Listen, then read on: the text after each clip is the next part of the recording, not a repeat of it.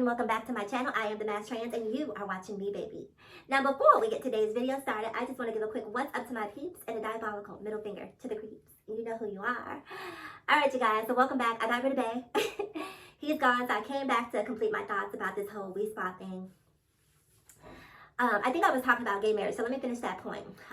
Basically what I was saying about gay marriage is that prior to gay marriage being legalized, there was all this, kickback about it ruining the institution of marriage and how, this was going to somehow ruin the American family, and it hasn't happened, right?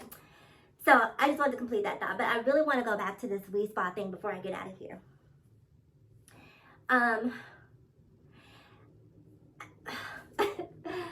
Having read some of the comments that I have been getting from the videos that I've been posting about this incident has let me know that there is a lot of work to be done.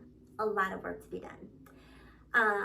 A lot of work in terms of getting people to understand what is a trans person versus what is not. Okay? I say that because up until the point that this whole We Spot incident happened, I'll admit I've been living in a bubble, right? I've been living in my own Black trans woman of color bubble. I work in corporate America, have a good job, have money saved, have a fantastic credit score. You don't want a minute of my credit score. I have investments. Life is good. Life is really good.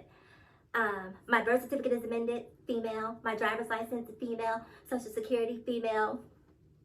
I can pretty much go anywhere, any place I want to go. And my documentation supports that. So I have a right to be in any female space that I choose to. Now I know that makes some people uncomfortable. I can't stop living because it makes you uncomfortable. Sorry. That's just what it is. And I'm not asking you to stop living because it makes me uncomfortable. We're going to have to be uncomfortable together. We're going to have to be uncomfortable together. That's just what it is at this point. So I realized that living in this sort of bubble that I've created, it's really sort of colored my perspective to think that, people are becoming more inclusive, people are becoming more accepting, people are becoming more tolerant, people are becoming more educated. And I still believe that to an extent. But I also think that there is a lot of ignorance out there. Definition of ignorance is lacking education. There are a lot of people out there who have been poisoned with all of these thoughts about trans people being these sexual deviants, right? That trans people are the new boogeyman, or boogie woman or boogie trans, whatever, that trans people are really out to hurt, harm, and infringe.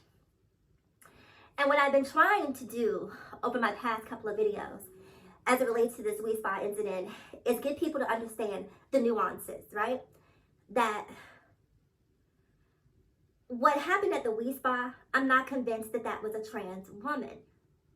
And because I keep trying to talk to people about this being staged, and I think that certain people are misinterpreting my assessment of it being staged in a sense that they think that I'm saying that it did not happen, and that's not what I'm saying. What I'm saying is, and this is just a theory. This is a theory. This is, not backed up by data. This is completely anecdotal. But this is just me taking an objective view, and this is what I'm asking you to do. Now, have your feelings about trans people. That's cool. You can feel the way that you want to feel. I cannot change that. I'm not here to change that. There is no magic sentence or stream of consciousness that I can put together that is going to stop you from believing what you choose to believe. So that's not what I'm saying here, okay? What I'm saying is that this We Spot incident, and not the lady who filmed it, but the person who was in that locker room, went there with a very specific agenda. And it was not to have a spa day, right? It was not to relax. It was not to have a massage. It was not to take a steam. That person went there with gasoline and a match, in my opinion. And the reason I say that, you guys, is because, again, and this is going to require some impartiality. This is going to require you to think about this situation from an objective point of view. And I know that's hard because you have your feelings made up about trans people. But the reason I say that is because we haven't seen the person. And for me, that is a huge missing part of this puzzle. Where in the hell did they go? You walked out, you had twigs and berries swinging all through the locker room, and now you're shy. It doesn't make sense. Now suddenly you're shy. Now suddenly you're embarrassed. What happened to what happened to modesty in the locker room? You know, like I said, twigs, the berries going everywhere. But now you can't walk out the locker room. Now you're avoiding the media attention. You haven't recorded a YouTube video in response to it. You haven't went on your social media to talk about it. You haven't done anything outside of inciting this response. That doesn't make sense to me. And this has nothing to do with me being trans, just from an intellectual standpoint, right? It just doesn't make sense to me that this person just vanished. So that's one part of the puzzle that doesn't make sense to me. In this day and age of political correctness, where is the ACLU? The ACLU, HRC, the Human Rights Campaign, they would be all over a situation like this. Where's the support for that?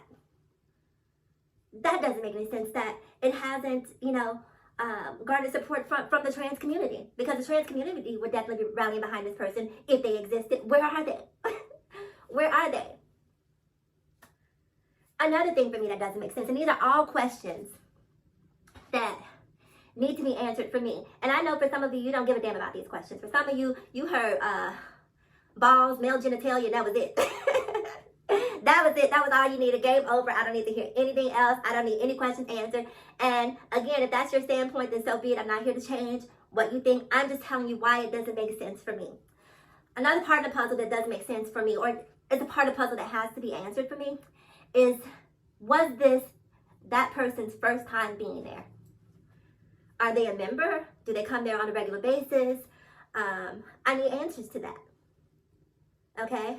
Another part that I want to know is, was the woman who was filming, was this her first time there?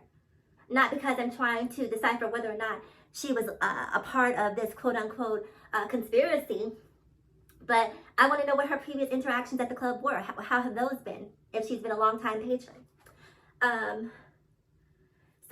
And another thing I want to know is whether or not the person who incited this has been back at the club since. Because all of these things need to be answered for me in order to create a cohesive story. If this person has been going to this spa on a reoccurring basis without incident, then okay, then maybe there is a point. If this person happened to appear one day and never again, something in the milk ain't clean. Does that at least make sense to you guys in terms of what I'm saying? Because I'm not trying, and let me say this, right? I said this in the very first video, but because I'm trans, talking about trans issues, people will immediately discount everything that I have to say. I am immediately, quote unquote, the enemy because I'm trans. So everything that I have to say, most people are going to believe that I'm standing up in defense of trans people, which I will when it's right. When it's right, I will do that. But if right is right and wrong is wrong. I said in my very first video, and people will cherry pick what they want to hear and what they don't want to hear. The very first video that I created about this incident, one of the first things that I said is that I can understand how this would be off-putting, and even I, as a trans woman, would feel completely uncomfortable with seeing twigs and berries swinging to and fro as I'm trying to enjoy my spa day. I didn't say that. I could have sworn that I said that. Go back and check the facts. So I'm not trying to, even last night on Twitter, right? This story for me is so problematic. Y'all, I tweeted Bias. I said, hey, Bias, I love Bias. If you don't watch Bias, you need to be watching Bias.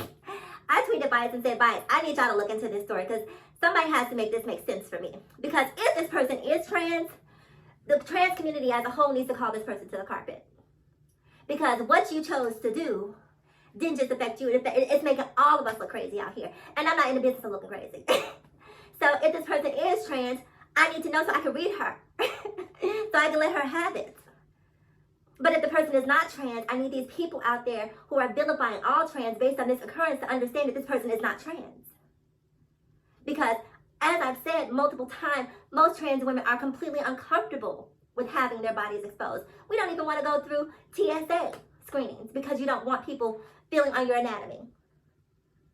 Okay, I'm sure there are a lot of cisgender women who probably feel the same way about that, but my point being is that it doesn't make sense for a trans woman to just be out there willy-nilly like that.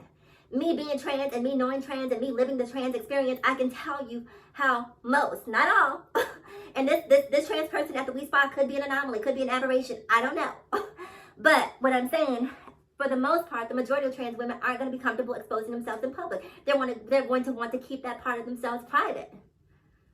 That's a fact. That's a fact.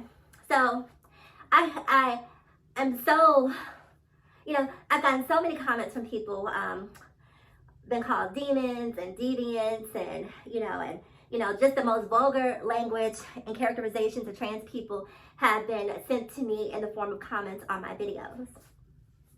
I'm going to start screenshotting them because typically I just block and delete. But I'm going to start screenshotting those and coming back and having conversations about those because I think people need to understand the level of hate that exists out there. And, it's so funny to me because it's all this talk about trauma, as if trans women don't experience it. We experience trauma too. And I don't want to get into this trauma pissing contest. My trauma is greater than your trauma, or your trauma is lesser than my trauma because, i.e., I just think that doesn't serve anyone. But I think that there's enough trauma to go around. We are all, you don't get to live life and not experience trauma. That is unfortunately a part of the human experience. All right, you guys. Just want to think really quick, is there anything else I want to touch on? Ask yourself those questions when you watch that We Spa. Ask yourself, where's the person? Where's the ACLU? Where's the HRC? Has the person been there before? Have they been back since? And was the customer who filmed it, was this their first time experience? And what their previous experience had been at the spa? Ask yourself those questions when you watch that video, because I think those are some very poignant questions that need to be answered in order for me to draw a finite conclusion on what happened at the We Spa. I'm going to leave it right there. Like, comment, subscribe, and share. As always, ask yourself the question, why be bitter when you can be better? I'm the Masked Trans, and I'll talk to you guys again in my next video. Mwah.